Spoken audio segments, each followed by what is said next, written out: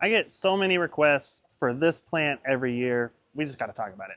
I bet I get more phone calls asking for this plant than any other plant at our nursery. So we got to talk about it.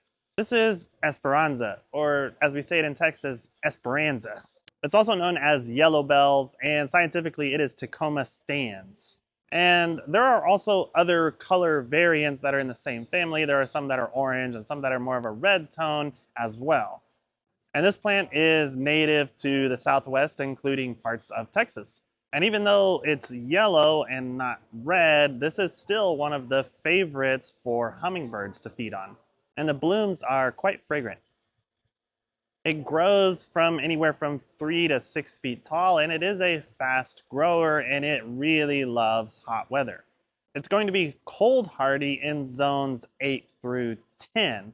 But even if you live in a colder zone, you can still grow this as an annual because of how well it grows in containers and how quickly it grows.